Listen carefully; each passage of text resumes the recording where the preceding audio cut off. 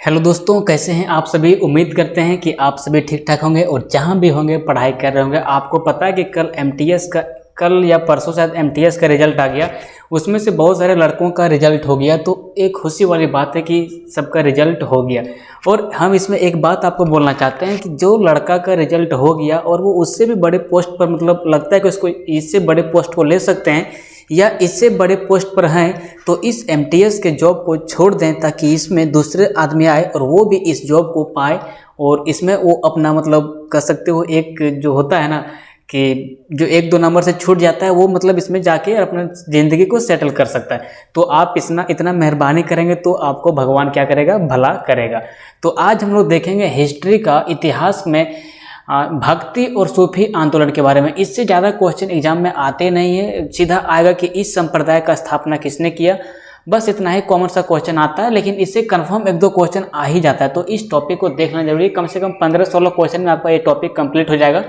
और बता दें कि इससे पहले हम आपको पढ़ा चुके हैं, इससे पहले हम आपको पढ़ा दिए थे आपका ये सल्तनत काल के बारे में। देखिए ये वाला वीडियो हमारा यूट्यूब पे डाला हुआ है, जो आप देख रहे हैं इमेज में, ये है सल्तनत काल वाला इमेज। ये सल्तनत काल वाला वीडियो इससे पहले ये डाल चुके हैं, लगभग 46-47 मिनट का है। इसमें बहुत सारे एमसीक्यू ऐसे करवाए हैं जो आपका एग्जाम में डायरेक्ट आ जाता है। तो आप इसे प्लेलिस्ट में जाकर एक बार देखिए, चैनल पे आइए, क्लिक कीजिए और प्लेलिस्ट में जाइए और वहाँ से ये वीडियो को आप देख सकते हैं। और इससे पहले बता दें कि ये जो आपका यहाँ पे है, आपको दिख रहा होगा हमारा फेसबुक लिंक, हमारा यूट्यूब का लिंक, हमारा इसका इंस्टाग्राम का लिंक, हमारा ट्विटर का लिंक, हमारा टेलीग्राम का लिंक। तो ये सबसे आप जुड़ के हमारे साथ हमेशा अपडेट रह सकते हैं और हमारे द्वारा पढ़ाए गए जितने भी पीडीएफ वगैरह होते हैं आप ले सकते हैं।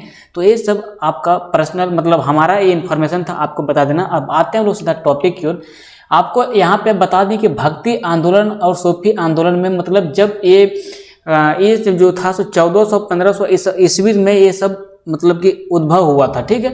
तो उसी समय के बारे में आपको पूछेगा भक्ति आंदोलन और सूफी आंदोलन में कि इस संप्रदाय का स्थापना किसने किया, ठीक है। तो आइए देखते हैं लोग सीधा क्वेश्चन की ओर। भक्ति और सूफी आंदोलन में किस किस तरह के क्वेश्चन आपका आ सकता है, देखते हैं। क्वेश्चन नंबर 1 हम लोग देखें तो दक्षिण भारत से, ये आपको भारत का नक्शा यहाँ पे हमसे बनेगा या ना बनेगा, ये आपका समझ लो कि ये भारत का नक्शा है, ठीक है। एक सेकेंड, भारत का मैप तो हमसे बनेगा ठीक से नहीं, आपको मैं बताने का प्रयास करता हूँ। ये समझ लीजिए आपके भारत का जो है सो नक्शा है। तो ये इधर है हमारा उत्तर भारत, इधर हमारा है दक्षिण भारत।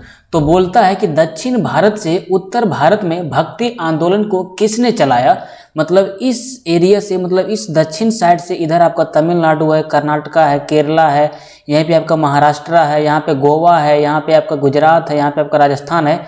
तो बोलता है कि दक्षिण भारत से मतलब यहाँ से इधर उत्तर भारत में जो भक्ति आंदोलन था वो किसने यहाँ पे लाया, तो वो लाए थे रामानंद ने। किसने लाए थे मेरे दोस्त, रामानंद। आपको बता दें कि रामानंद जो थे, इसका नाम में ही आप देखेंगे तो राम शब्द जुड़ा हुआ है। रामानंद जो थे सो राम भगवान के बड़े प्यारे थे।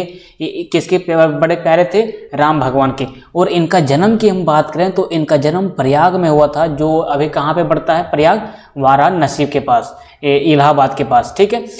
उसका नाम ही बदल दिया, प्रयागराज कर दिया है। तो आपको बता दें कि रामानंद का जो जन्म हुआ था, ये तो आपको समझ में आ गया कि भक्ति आंदोलन किसने चलाया था, तो रामानंद ने चलाया था भक्ति आंदोलन।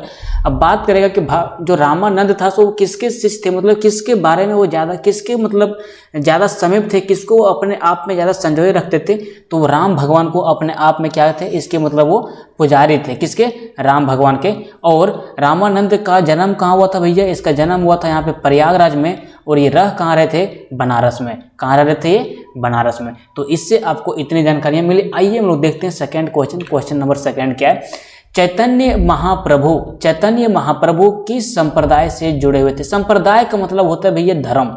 इस संप्रदाय से आपको घबराना नहीं, संप्रदाय का मतलब होता है धर्म। इसमें आप कॉन्स्टिट्यूशन में जब आपको प्रीमेबल पढ़ाया जाता है तो वहाँ पे पढ़ाया जाता है सांप्रदायिकता के बारे में, या फिर आपको कॉन्स्टिट्यूशन में जब हम पढ़ाएंगे तो वहाँ पे आपको सांप्रदायिकता के बारे में पढ़ाएंगे। जब हम आपको पढ़ाएंगे ये चैप्टर प्रीमेबल के बारे में, मतलब प्रस्तावना के बारे में। तो यहाँ पे आप देखिए चैतन्य महाप्रभु किस संप्रदाय से जुड़े हुए थे, मतलब चैतन्य महाप्रभु किस धर्म से जुड़े हुए थे, तो ये गौड़ी संप्रदाय से जुड़े हुए थे, मतलब कि गौड़ीय धर्म से जुड़े हुए थे। अब आपको जानना है कि चैतन्य महाप्रभु थे कौन। तो चैतन्य महाप्रभु के बारे में ऐसा कहा जाता है कि चैतन्य महाप्रभु ने ही गौड़ी संप्रदाय की स्थापना किया था। गौड़ी धर्म की स्थापना चैतन्य महाप्रभु ने किया था, ऐसा कहा जाता है इतिहास में।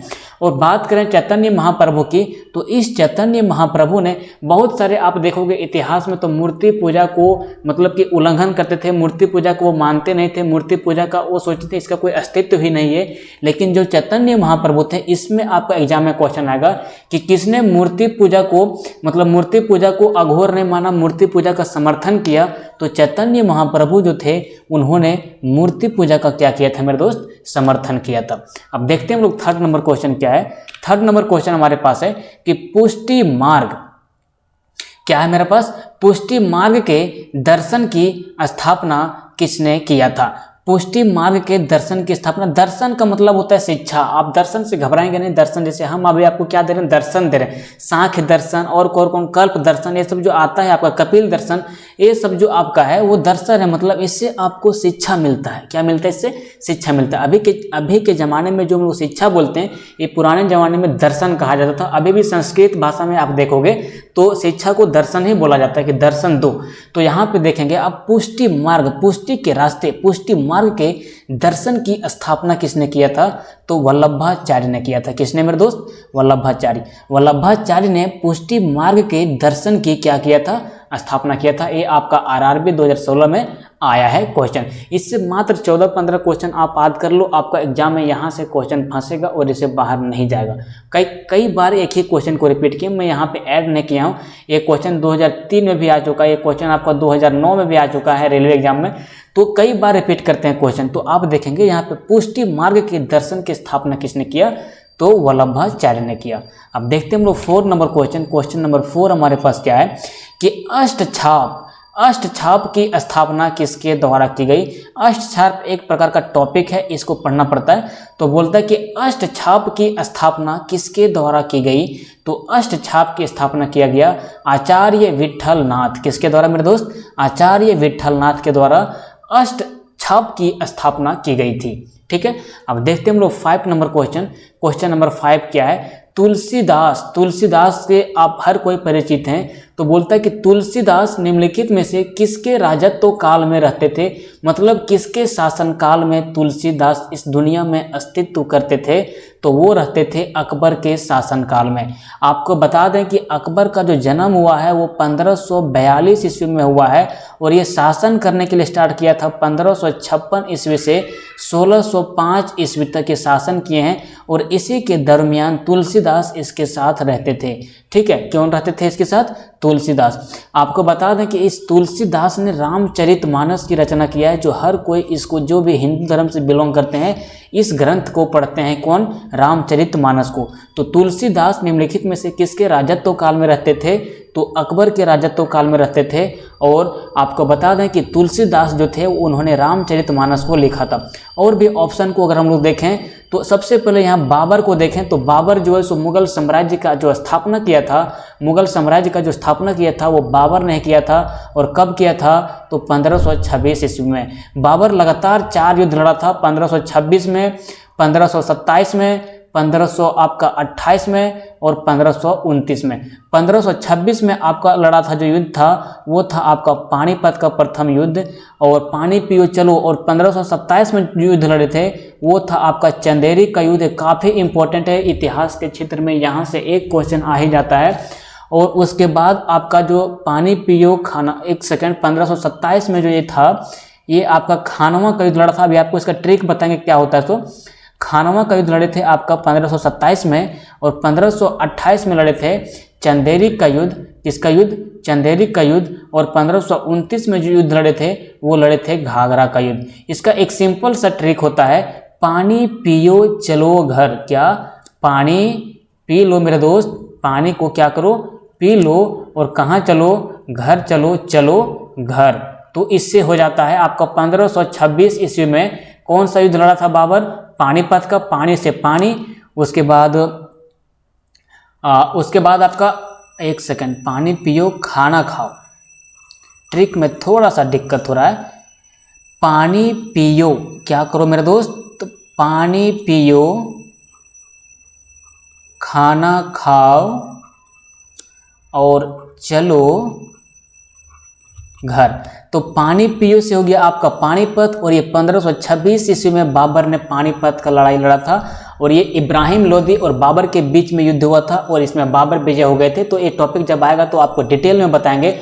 उसके बाद एक खाना खाओ से लड़े थे खानवा का युद्ध, और खानवा का युद्ध इन्होंने लड़ा था 1527 ईस्वी में। और उसके बाद था आपका चलो से आपका हो जाएगा चंदेरी का युद्ध, और ये लड़े थे 1528 ईस्वी में। उसके बाद था आपका घाघरा का युद्ध, घर से हो जाएगा आपका घाघरा, और ये घाघरा जो महिलाएं पहनती वो घाघरा आपको नहीं समझना है मेरे दोस्त। यहाँ पे समझना है कि घाघरा का एक युद्ध लड़े थे कौन, बाबर। कब लड़े थे? तो 1529 ईस्वी में, और इसमें भी बाबर विजय हुए थे। यहाँ से आपको पूछ दिया जाता है कि बाबर ने 4 युद्ध को लड़ा था, पानीपत का युद्ध, खानवा का युद्ध, चंदेरी का युद्ध और घाघरा का युद्ध। तो क्या बाबर इनमें से चारों युद्ध जीता था? तो आपका आंसर आएगा कि इसमें से बाबर चारों युद्ध क्या किया था? जीत लिया था। अब इससे आपको थोड़ा सा क्वेश्चन पूछ देगा कि बाबर का जन्म कहाँ हुआ था? तो बाबर का जन्म हुआ था भैया फरगना में। कहाँ हुआ था मेरे दोस्त? फरगना में। और इसको पूछेगा कि इसका जन्म कब हुआ था? तो इसका जन्म हुआ था 1483 ईस्वी में। तो यहाँ से आपको इतने सारे कॉन्सेप्ट मिलते हैं। तो एक साथ अगर एक क्वेश्चन को आप देखते हो तो उसको साथ और भी जोड़ने का प्रयास करो, ताकि आपका माइंड का जो एबिलिटी है वो ज़्यादा बढ़े। अगर आप किसी चीज़ के बारे में ज़्यादा थॉट करना स्टार्ट करते हो तो आपका जो माइंड का न्यूरॉन्स होता है वो न्यूरॉन्स टूटने लगता है, और आपको और एकाग्र कर देता है नए नए चीज़ों को इन्वेंशन करने में। तो आप जब भी कोई क्वेश्चन को पढ़ें तो उसमें एक क्वेश्चन नहीं, उसके अंदर जितने ऑप्शन है या फिर उससे जितने भी क्वेश्चन बन सकते हैं वो सारे क्वेश्चन को आप पढ़ने का प्रयास करें, ताकि आपका मेंटल एबिलिटी बढ़े और आप एग्जाम में कोई सा भी क्वेश्चन छोड़ के ना आए। तो यहाँ पे आप देखें कि बाबर के बारे में आपको इतनी जानकारी मिली। यहाँ से कभी कभी इतिहास में क्वेश्चन पूछ दिया जाता है कि बाबर के बाद कौन आया, उसके बाद कौन आया, उसके बाद कौन आया, इसका सीक्वेंस कभी कभी पूछ देता है। तो आपको बता दें कि सबसे पहले आया बाबर, जो मुगल साम्राज्य का स्थापना किया 1526 ईस्वी में। इसके बाद आता है इसका बेटा हुमायूं। इसके बाद जो शासन काल चलता है वो चलता है इसका बेटा हुमायूं का, और इसके बाद जो शासन काल चलता है वो चलता है अकबर का। हुमायूं का बेटा था अकबर, और अकबर का बेटा का नाम था बाबर ना। बाबर, अकबर का बेटा का नाम था भैया शाहजहां, नहीं शाहजहां नहीं, जहांगीर। इसका भी ट्रिक आपको बताएंगे, उस ट्रिक से आप इसको याद रख सकते हो। हम भी हर एक चीज़ को दिमाग में स्टोर नहीं रखते हैं, हम भी ट्रिक के माध्यम से स्टोर रखते हैं। किसी भी चीज़ को जब जितना आप कोइंसाइज करोगे उतना आपके लिए वो आसान हो जाएगा। तो इसका ट्रिक होता है सिंपल सा, भाजसा। यहाँ से शायद आपको दिख नहीं रहा होगा, हम यहाँ से अपना फेस को हटाते हैं। इसका ट्रिक होता है BHAJSA, भाजसा। भाजसा से आपको याद हो जाएगा, B से आपका हो जाएगा भैया बाबर, H से आपका हो जाएगा मेरा दोस्त हुमायूं, A से आपका हो जाएगा अकबर, और यहाँ से जो J आपके पास है, इस J से आपका हो जाएगा जहांगीर। कौन हो जाएगा मेरे दोस्त? जहांगीर। उसके बाद आपका हो जाएगा शाहजहां। इसके बाद कौन आया मेरे दोस्त? शाहजहां। कौन आया? शाहजहां। और शाहजहां के बाद कौन आया? औरंगजेब। ये आपको इतना आपको दे देगा सीक्वेंस में लगाने के लिए। यूपीएससी में जब आपको एक क्वेश्चन पूछेगा तो 4 ऑप्शन दे देगा, बोलेगा मुगल काल के जो राजाओं थे, मुगल काल के जो बादशाह थे उसको सीक्वेंस में अरेंज करो। आपको दे देगा बाबर पहले, फिर हुमायूं देगा, अकबर बीच में नहीं देगा, उसके पहले दे देगा जहांगीर, बाद में अकबर देगा।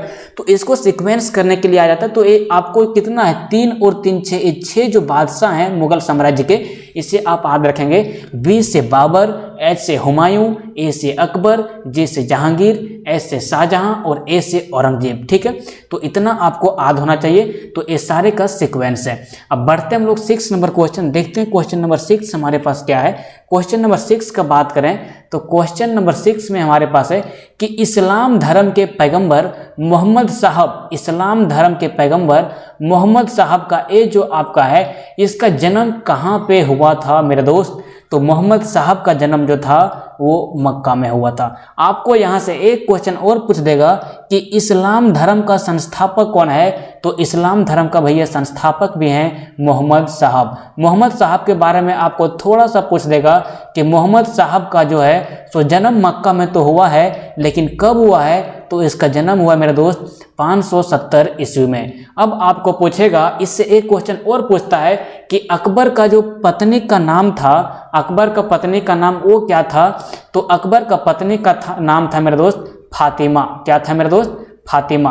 अकबर का पत्नी का नाम था फातिमा। आपसे पूछेगा कि अकबर नहीं, मोहम्मद साहब का जो पत्नी का नाम था वो फातिमा था। यहाँ से एक क्वेश्चन आपको और पूछता है कि मोहम्मद साहब का जो पत्नी फातिमा थी ये शादीशुदा थी या फिर विधवा थी। मोहम्मद साहब जो शादी किए थे उससे, फातिमा से, वो किसी और पुरुष के साथ पहले शादी कर ली थी या फिर उसका पति मर गया था। मतलब जो उसकी पत्नी उससे शादी की वो पहले विधवा थी या विधवा नहीं थी। तो यहाँ से आपको एक क्वेश्चन बनेगा कि ये जो आपका फातिमा इसका बीबी थी वो क्या थी मेरे दोस्त, वो थी विधवा। तो जो मोहम्मद साहब ने शादी किया था जिस लड़की के साथ, वो लड़की नहीं थी, वो एक प्रकार का औरत थी, समझ लो वो फातिमा थी। ठीक है, तो यहाँ से आपको इतने सारे कॉन्सेप्ट क्लियर होते हैं। आइए देखते हैं हम लोग क्वेश्चन नंबर 8।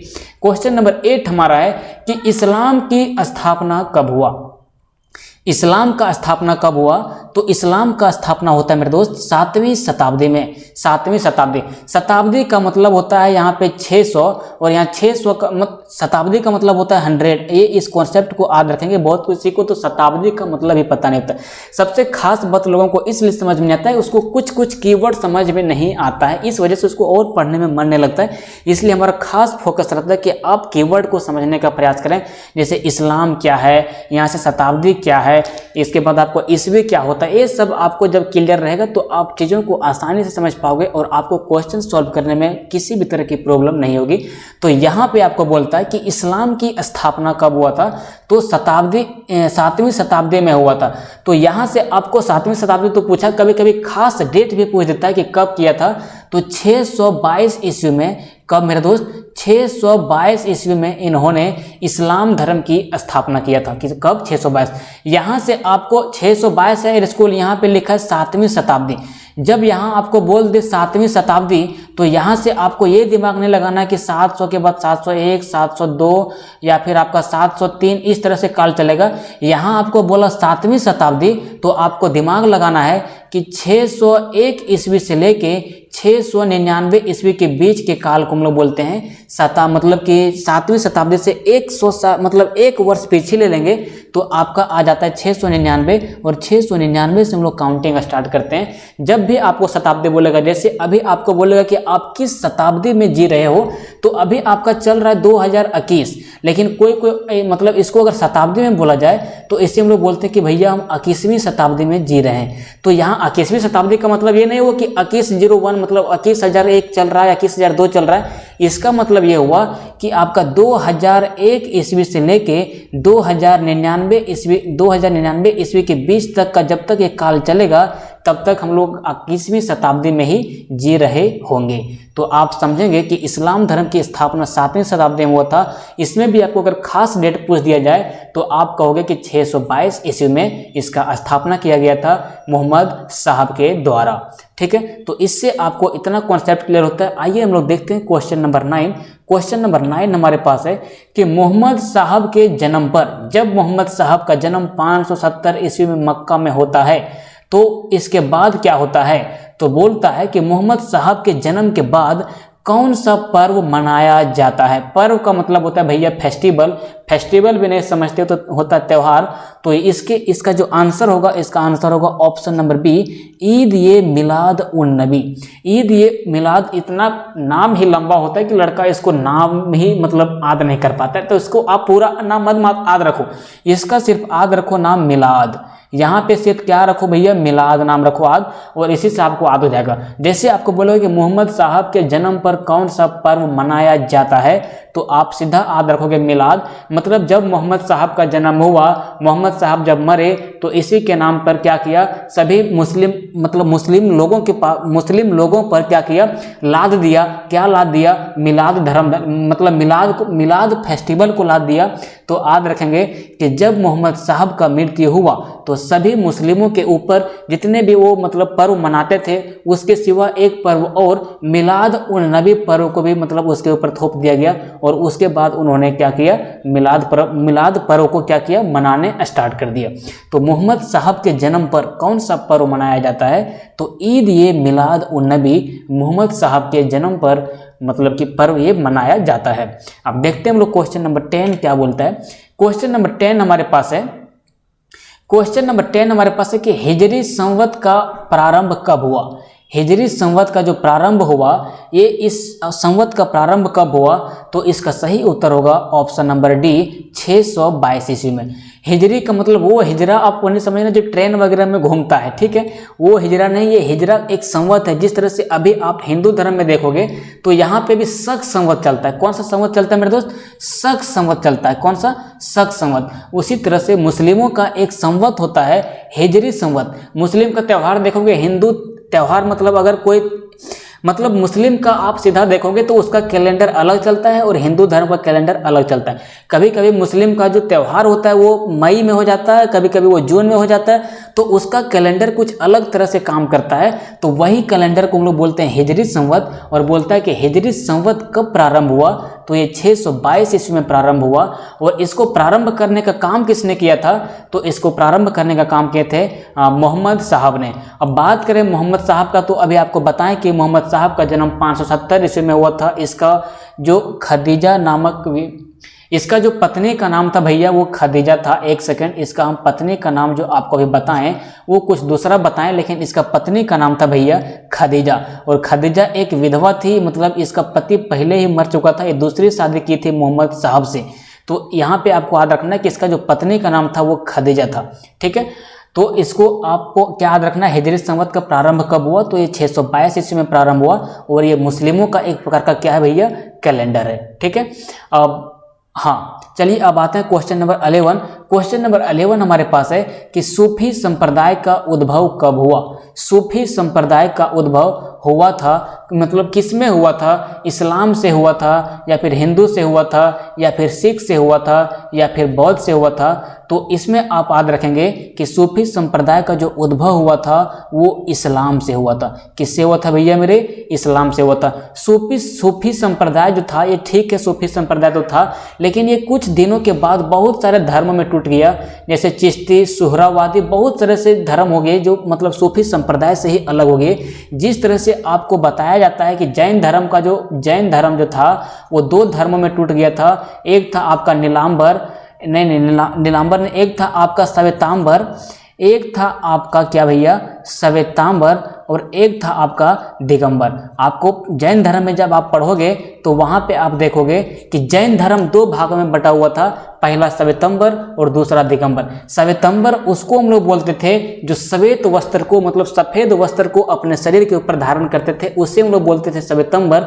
और जो दिगंबर का मतलब क्या हुआ, जो मनुष्य हमेशा नंगा रहेगा, जो कपड़ा अपने शरीर के ऊपर डालेगा नहीं, उसे हम लोग बोलेंगे दिगंबर। तो आज भी आप कहीं कहीं देखोगे तो जैन धर्म के जो लोग होते हैं वो दिगंबर मतलब कि नंगे बहुत जगह पे घूमते हैं। खास करके अभी तो कुछ कम हुआ है, लेकिन पहले जो था जब ये धर्म का प्रचलन बहुत अधिक मात्रा में था उस समय दो भागों में, एक भाग इसको श्वेत वस्त्र मतलब कि सफेद वस्त्र को धारण करते थे, और दूसरे भाग जो दिगंबर थे ये आपका क्या भैया नंगा रहते थे, मतलब कि ये वस्त्र धारण नहीं करते थे। आपको यहाँ से थोड़ा सा एक क्वेश्चन और भी पूछ लेता है।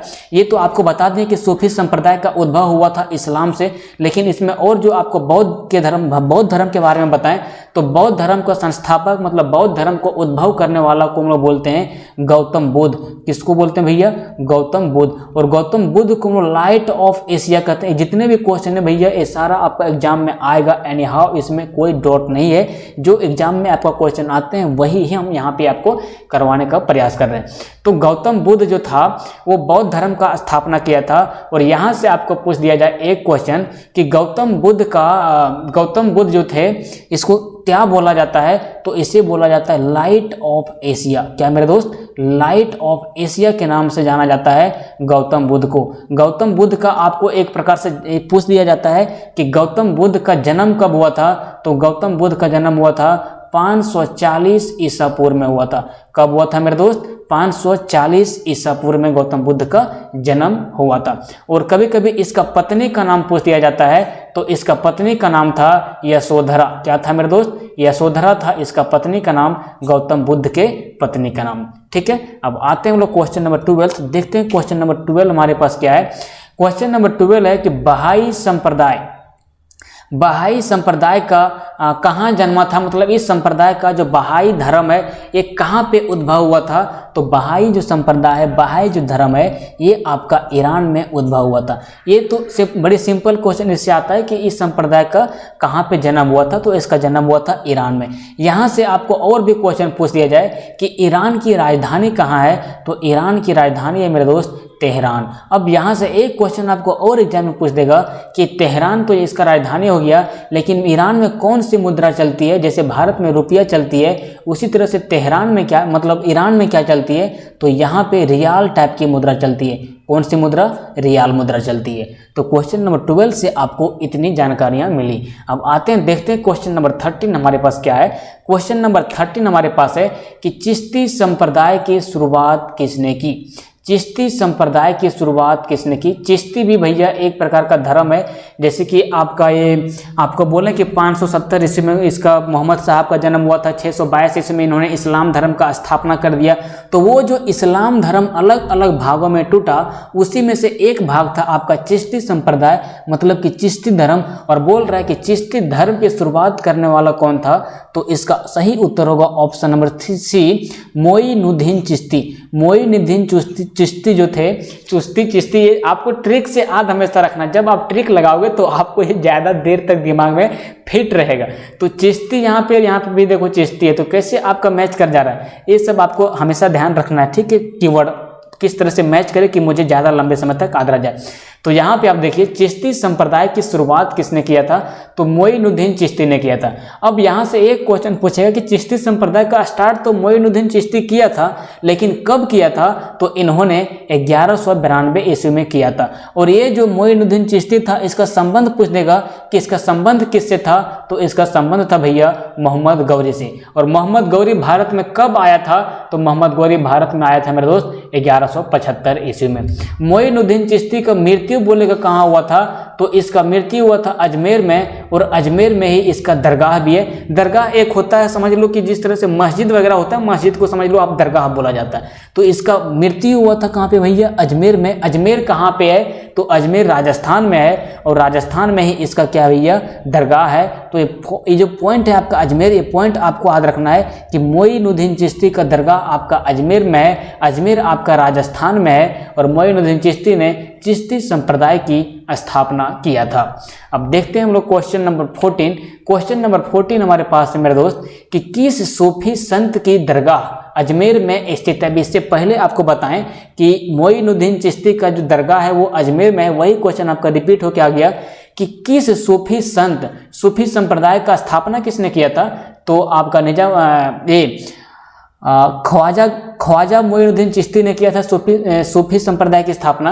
और बोल रहा है कि किस सूफी संत की दरगाह अजमेर में स्थित है, तो ख्वाजा मोइनुद्दीन चिश्ती का जो दरगाह है मेरे दोस्त वो कहाँ पे स्थित है, अजमेर में स्थित है। अब आगे देखते हैं क्वेश्चन नंबर 15। क्वेश्चन नंबर 15 हमारे पास है कि प्रसिद्ध संत शेख सलीम चिश्ती, ये है आपका शेख सलीम चिश्ती, इसको हम सुधार देंगे।